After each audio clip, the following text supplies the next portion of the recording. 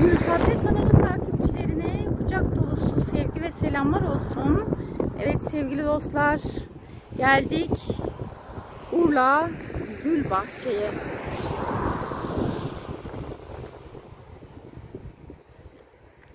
Evet, girişteyiz. İlk girişte zaten üniversite vardı. Hemen şuradan, şuradaki levhada başlıyor arkadaşlar. Çok yakın. Hemen girişten çekmeye başladım. Manzara harika. Şu manzarayı görün istiyorum. Şu görüntüyü bakın. Ne kadar muhteşem bir görüntü var. Manzara hakikaten çok keyifli buradan. Evet, gezelim bakalım. Çok boş alan var burada. Evet, oldukça boş alan, her taraf girişte. Gördüğünüz gibi boş alan hakikaten çok.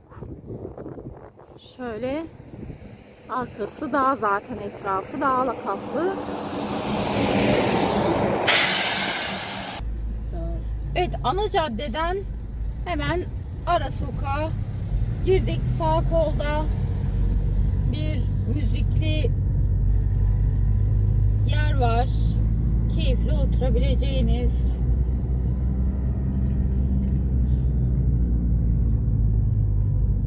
Mahalle içerisine girdik arkadaşlar. Son derece sakin. Zaten erken saat olmasından kaynaklı. Ana cadde de oldukça sakindi. Burası da büsbütün sakin. 2 katlı ve dubleks evler çok fazla. Taş ev çok güzel. Evet. Karşımıza bir tane taş ev çıktı. Ve hemen solumuzda çocuk park alanı var. Böyle bir alandan geçiyoruz. Bakalım. Dar bir yola giriyoruz. Bazı yerlerde hangi sokağa girerseniz girin çok geniş oluyor. En dar zannettiğiniz sokaklar bile buradan geniş. Burası çok dar. Burada gidiş var mı acaba? Bir soralım.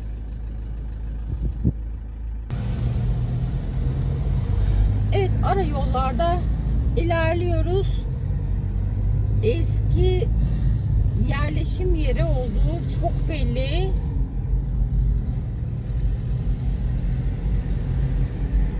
İnsanlar araçlarıyla geçiyorlar. Ama konuşacak birini henüz bulamadık. Çok erken olmasından kaynaklı. Uzaktan görüyoruz bazılarını, yetişemiyoruz. Bulacağız elbet. Soracağız bakalım. Evet, Gülbahçe ara sokaklarından birisine girdik.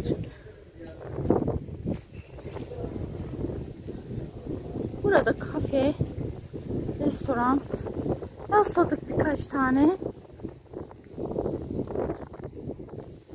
Şimdi ana bilgiyi, yani burası ile ilgili kesin bilgiyi alacağımız noktaya doğru ilerliyoruz. Bakalım muhtarı bulabilirsek, tabii ki asıl bilgi muhtarda. Evet, ara sokaklarından şöyle baktığımızda çok güzel manzaralar görebiliyorsunuz. Yani her sokak hakikaten seyirlik bir manzara demek arkadaşlar. Taş evler çok fazla burada. Epeyce rastladık diyebilirim. Evet, Urla Gülbahçe dolmuşları da bu caddeden geçiyor.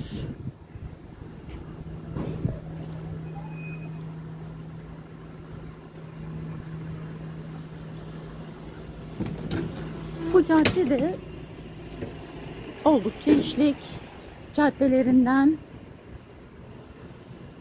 yeni açılan kafeler, yeni inşaatlar. Burada peyderpey rastlıyoruz.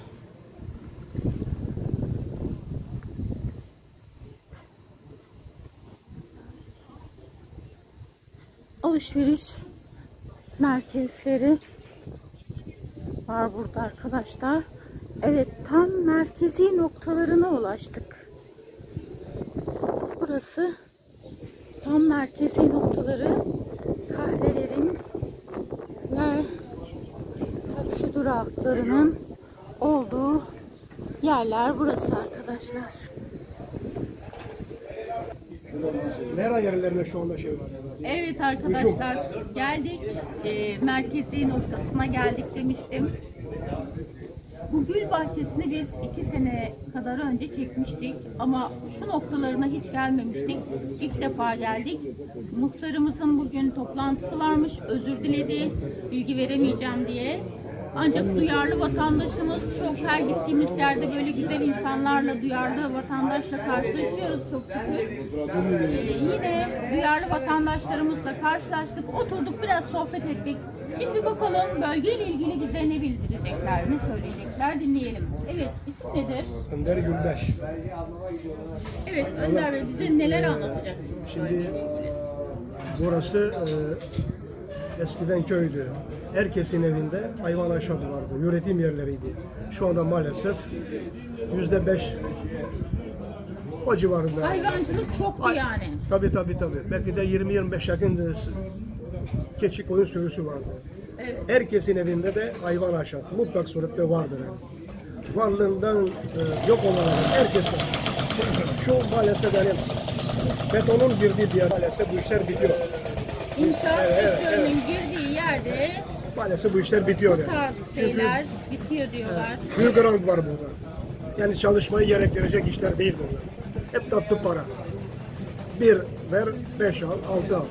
Kolay yollardan nasıl para kazanırız onun hesabını yapıyorlar. Bunlar tatlı paralardır. Ama bunun da sonu kötü duruyor. Araziler bitiyor böylelikle Evet. de. Zaten arazi de kalmadı. Şimdi şey kaldı böyle hazine arazileriyle, mera yerlerine hücum var. Özellikle arazi mafyası. Bu konularda yani burada değil mesela her yere el atmış durumda yani. Herkesin gözü orada. Yani bir şey üreterek değil yani tatlı para nasıl kazanırım hesabı içindeler. Köylerin böyle bir sorunu mu var diyorsunuz? Var. Başka sorunlar da var. Yani burada artık kimin mesela 1000 metre, 500 metre zaten vatandaşın arazisi de kalmadı. Mal bölünmesi oldu. Evet. Vatandaş ekonomik sebeplerden dolayı anlaşamıyorlar kendi aralarında, kardeşler arasında. Satmak zorunda kalıyor. O bir mecburiyet. O sebeple dolayı müteahhide veriyorum. Ama 3 tane ama 5 tane apart alacağım diye bir tanesini belki satarım. İşte 3-4 yıl idare ederim gibilerinden. Onun hesabını yapıyor. Yani, kirayla şu anda kirayla nasıl geçiniriz hesabı içinde. Vatandaş onu düşünüyor. Vatandaş bugününü kurtarmak evet. Ama bunun sonu kötü. Mesela çalışarak, üreterek yaşamak önemli. Ülkemizin bir üretime yönelmesi gerekiyor değil mi? Üretim. Her yerde üretim. Tabii. Daha çok çalışacağız, daha çok üreteceğiz. Ülkenin ve vatandaşın daha çok kazanacağız. kurtuluşu için üretim daha çok şart. tüketeceğiz yani. İnsanca yaşayalım. O kadar. Hak eden de çalışsın, kazansın. Hak eden. Hak etmeyen genellikle mesela burada şimdi herkesin dilinde olan apartman, 1+1. Bazı bizde kalıyor. Yok. Ya kimisi Niğde'de çalışıyor. Niğde'de çalıştığından dolayı mesela şimdi burada dokunuyor mesela. Kira parası ödemiyor. Birkaç yıl idare eder yani. Peki daha sonra ne olur? Herkes okula mı girecek yani? Burada artık Çok az arazi kaldı diyor. Tabii. Zaten bu kadar yer boş olması sebebi hazine, mera yerlerinin oluşundan dolayı yani. Yoksa bu yerler olsa şey kalmaz, kesinlikle. Kalmaz. Evet. Mera ve hazine arazileri çünkü. Ve buraya da büyük bir hücum var. Her yerde. Yalnız burada değil, her yerde. Yani bunun önünde de bu bir devlet politikasıdır bunlar. Anladım. Yanlış bir politika izleniyor. Tabii, devlet politikaları. Devlet politikaları. Bir düzenleme getirilirse hani üretime yönelinirse vatandaş ve ülke kurtulur aslında. Şimdi bak arkadaşım biraz önce bir şeyler muhtar herhalde bir yere gitmişti. Şikayet olayı olmuş. Hayvancılık istemiyor. Hayvancılık. Onu İstemiyor hayvancılığı. böyle ne diyeyim böyle yazlıkçılardan böyle bazıları var ya havada sinek uçsa şikayet eder CİMER'e. CİMER'i de lüzumsuz yere işgal ediyorlar. Kolay bulmuşlar şimdi. Cep telefonu var, bilmem ne var. İşte CİMER'e. Eskiden BİMER vardı, şimdi CİMER oldu. Ufak bir problem olsa bile, hani burada çözülecek bir konuysa bile lüzumsuz yere, gereksiz yere meşgul ediyorlar. Aslında yanlış olan şu, ben bu bölgede yaşamaya başladıysam, bu bölgenin hayvancılık bölgesi olduğunu bilerek geldim. O zaman CİMER neyse benim şikayetimi değerlendirmeye almaması lazım. Şunu demesi gerekiyor. O bölge zaten hayvancılıktı. Sen gittin yerleştin. Yeni olan bir şey değil. Öncesinde hayvancılık bölgesiydi.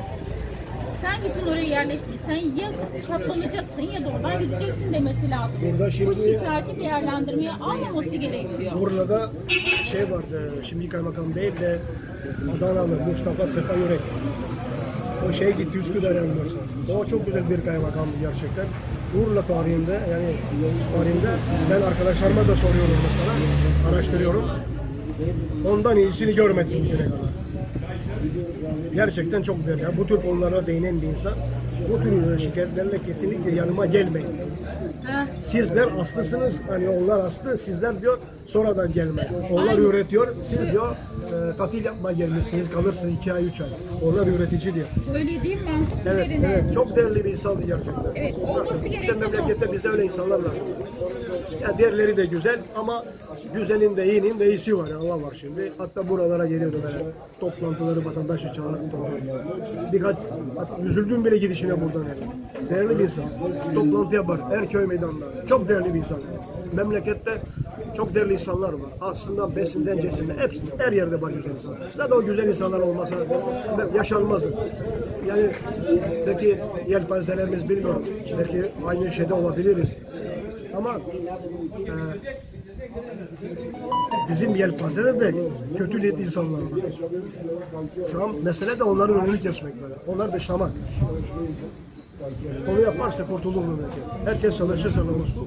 Yoksa var ya işte böyle devam eder. Herkes Bu yetki birimlerinin buna en doğru biçimde üretim amaçlı bir sağlam duruş sergilemesi gerekir. Dediğim gibi, az önce dediğim gibi bölgede hayvancılık varsa sonradan gelenlerin hayvancılığa karşı gelmesinden kaynaklı onlara prim vermemesi lazım. Kimisi mesela horozun sesinden bile şikayet ediyor. Doğrudur. Ne kadar saçma sapan. Köy hayatını bir yazdıkçı bunlar. Bunlar var ya, bunlar işte var ya böyle lüzumsuz yere bazı devletin kurumlarında meşgul ediyorlar. Bunları hiç dikkate almamak lazım. Böyleleri de var yani. Geçenlerde belediye başkanlarında toplantılar, millet toplantılar. Lüzumsuz şeyler. Asıl sorun ne mesela? Sorunlu değil de işte falanca yerde bilanmış. Köpek, kedi de başka şey olaylar yok. Memleketin sorunu kedi köpeklere kalmış. Yani halka fayda edecek konuşmalar yapılıyor. Peki bu bölgenin yerel halkı nereli? Muhacir mi? Şöyle Yörük mü? merkez meşhur burası. Balkanlardan gelme mesela Manastır, Üsküp, Selanik, Priştine. O bölgenin insanıdır yani. O bölgeden gelen insanlar. Evet. Lozan Anlaşması'yla gelmişler. Geldikleri için tabii mesela burası Rum köyü. Burada yaşayan Rumlar mesela oraya, oradaki Türkler mesela buraya yerleştirilir, iskan edilecek. Çünkü eski evler çok. Evet. Yok şu anda kala zaten aşağıda yanılmıyorsam bir tane var. En eski tarihi şey. Bütün buralar eski yapılardı ya. Her yıl buraya yazın 2-3 tane otobüs gelir turist Yunanistan'dan. Burada yaşayan varlıklı şu anda o aileler böyle Amerika'da. Çünkü burası o zaman yeriydi mesela. Üzüm üretim, bağ. Bağcılık, zeytin, incir, zeytin.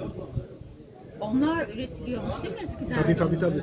Ben mesela bir abiyle tanıştım. Hala burada Kıbrıs gazisi. Deniz asubayı. Yunanistan'a gitmiş. Nereye bilmiyorum hangi limana falan. Tabii şeye çıkıyorlar onlar kente. Çarşıya falan şeye. Tabii onlar da burada yaşadıkları için mesela işte soruyor mesela neredesin, nerelisin falan. İzmir'in neresinde şurasında. Onlar da buralımış falan. Bu Yarımadalı yani.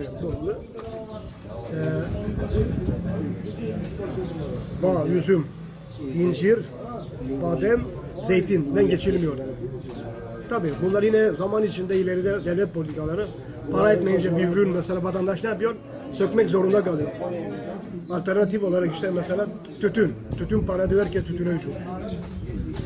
Daha 93'lü 92 yıllara kadar tütün ama burada var ya geçimi tütünleydi mesela. 94'ten sonra bitti o iş. Daha önce mesela 20-25 tane burada şey vardı sebze bahçesi. Buraların sebze ihtiyacını burası karşılardı. Yani Adana'dan, Mersin'den, Antalya'dan, Fethiye'den şimdiki ulaşım imkanları yok ki. O zaman araba gelmiyor.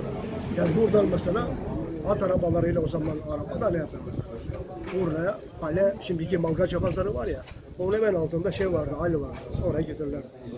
Buraların sebze ihtiyacını burası karşılar. Şu anda kala 2 tane kaldı. İnsanlarda alım gücü vardı. Yok.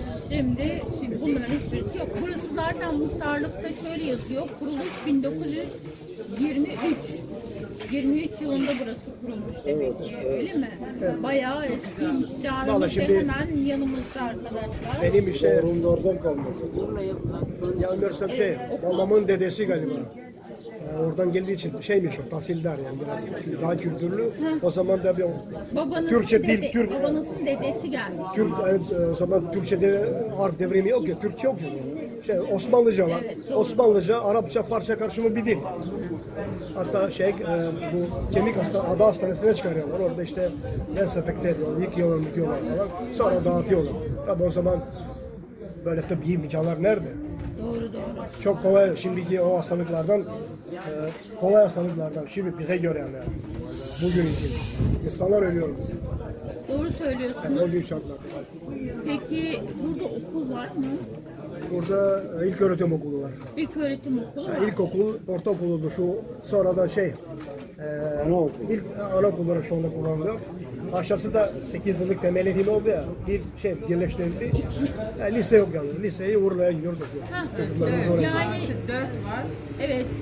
Birinci dört, Yok. ikinci dört O da var. belki İkinci ileride dört. falan olabilir yani.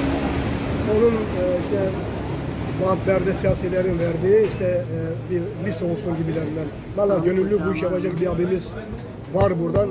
İşte bürokratik sebeplerden dolayı nefret etkenleri bir çivi çakmayacağım. Peki 3 yıl sağlık uğraş. ocağımız var mı? Var. İşte o dediğim abi var. Onu da yaptı. Onu da yapacak. Ha? Okulu da yapacaktım dedi. Fen lisesi. Ha? Ama dedi buraya getirdiler. Doktor her gün var mı? Her gün. Varmış sağlık Var, ocağı. var. Her gün doktor var. Urla'ya Şimdilik var. Urla'ya mesafemiz ne kadar? 12 kilometre. En yakın yer Urla mı?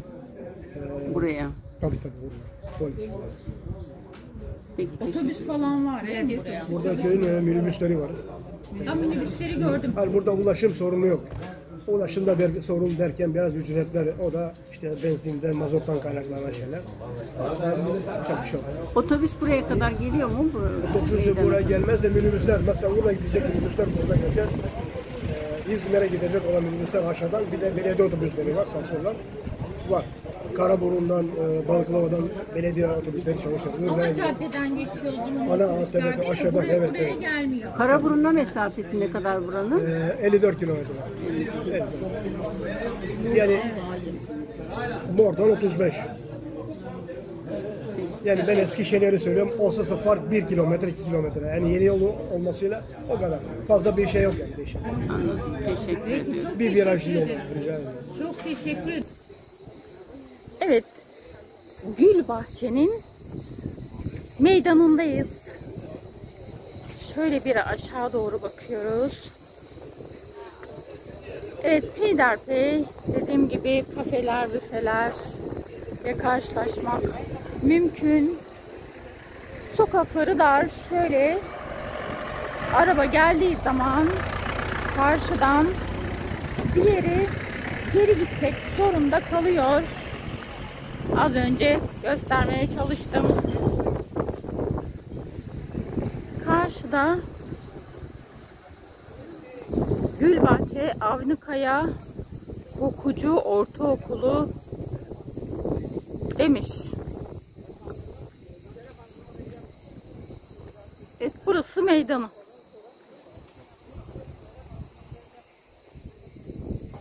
Ve eski evler olduğu için genelde taş evler arkadaşlar.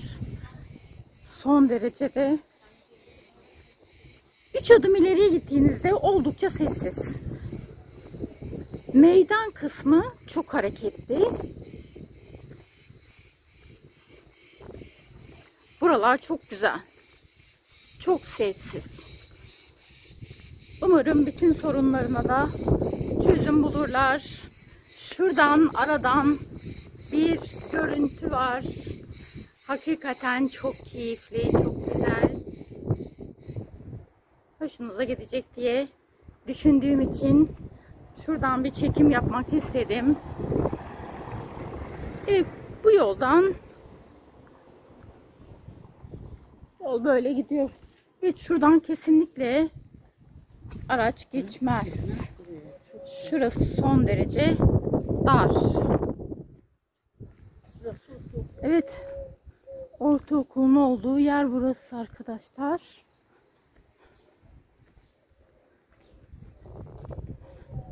Evet, şöyle ileriye doğru devam ediyor ama bunlar belli ki yeni binalar, ya onarıldı.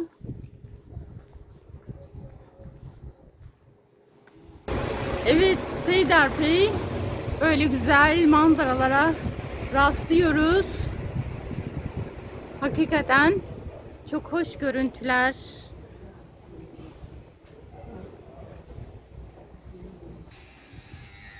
Evet, meydana arkamızı verdik. Hemen karşıda yine mahalle işlerine doğru ilerliyor.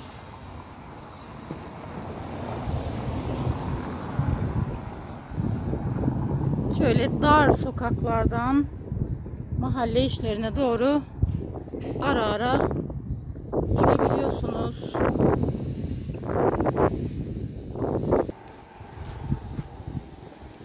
Evet, ana caddesinde ilerliyoruz. Ana caddesi tabii ki daha geniş ve kafeler, büyük alışveriş mağazaları, yemekler, lokantalar çok fazla.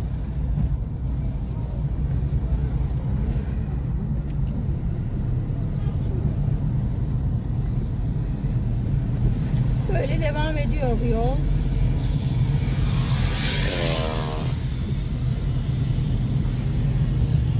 Evet, bu yol doğru bizi sahile götürüyor arkadaşlar. Buraya geldiğinizde bilmiyorsanız bölgeyi, bu ana cadde üzerinde ilerlemeye devam ediyoruz. Evet, yukarı doğru giderken hemen ana cadde üzerine müsait bir aracınızı park ettiğinizde, içeriye doğru girdiğinizde denize ulaşıyorsunuz. Tabii ki burası.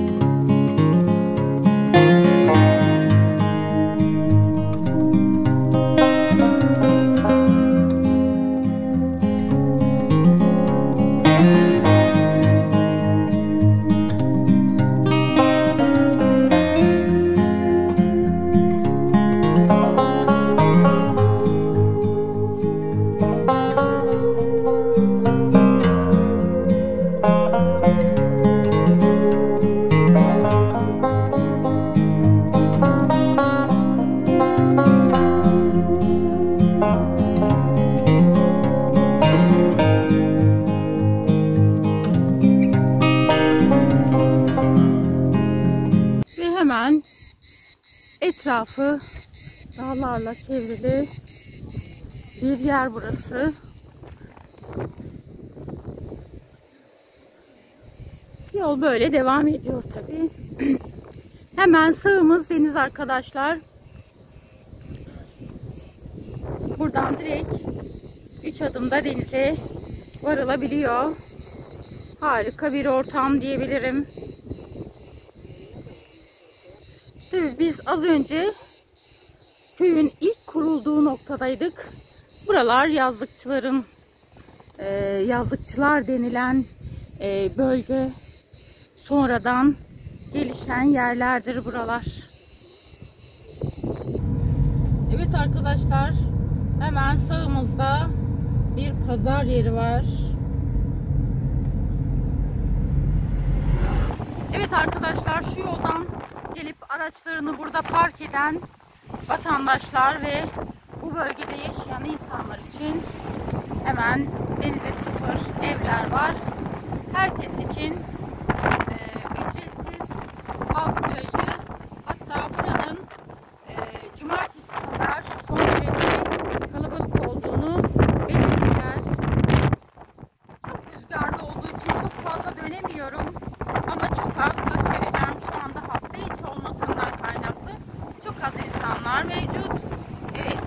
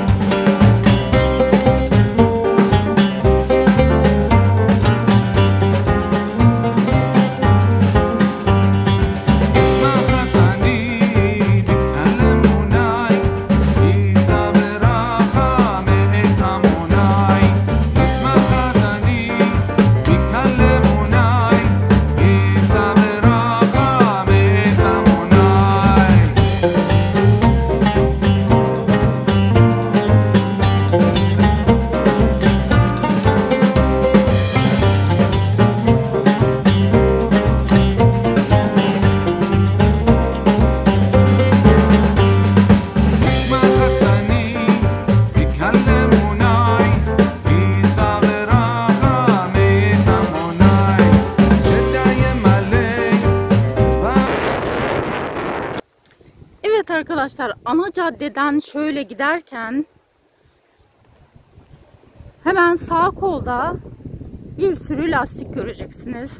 Lastiğin oradan araç lastikleri var bir sürü. Onun hemen yanından sağ sokağa giriyorsunuz. O yol sizi böyle getiriyor. Şimdi halk plajına gidiş yolunu gösteriyorum size. Girdiniz, sağ koldan geldiniz, hemen sağa dönüyorsunuz yine. Bu yoldan ileriye gidiyorsunuz. Şuradan bakın tekrar sola dönüyorsunuz. Zaten söylediğimiz halk plajının olduğu noktaya gelmiş oluyorsunuz. Aracınızla oraya kadar gidebiliyorsunuz. Dediğim gibi cumartesi pazar çok kalabalık olduğunu söylediler. Ücretsiz halk plajı idi orası. Az önce gösterdiğim yer. Şu an biraz tenha tabi. Biz şuraya aracımızı park ettik. Şuradan yürüyerek ilerledik. Size şu yoldan gösterdik. Buradan da gitmek istiyorsanız şuradan hemen yolun sonundan sağa döndüğünüzde plajdasınız zaten hemen. Evet, burası bu şekilde.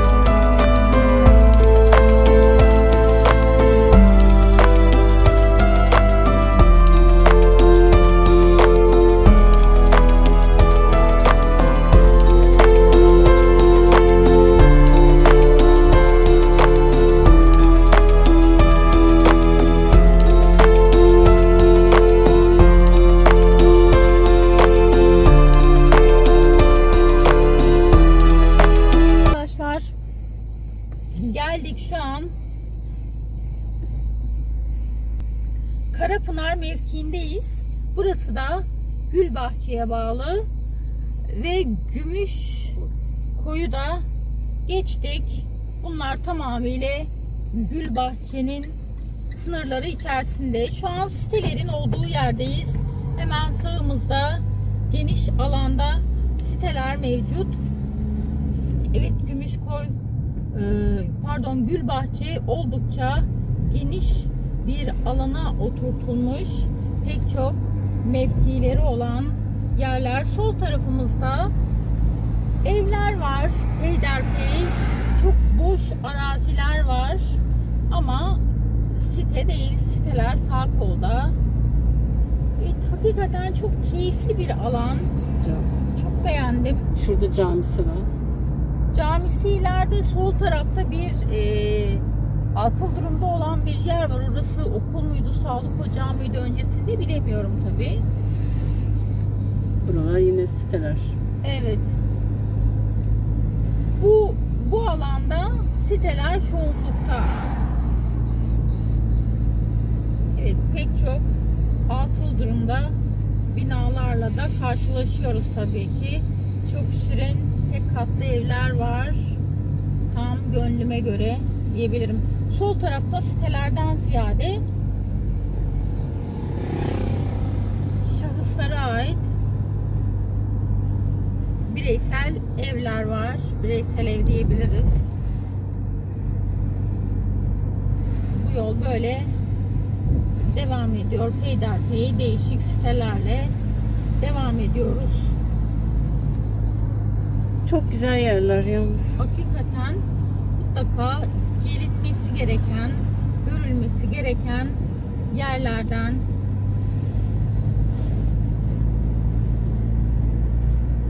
Hemen sağımız şu an boş araziler. Onun bittiği nokta zaten deniz.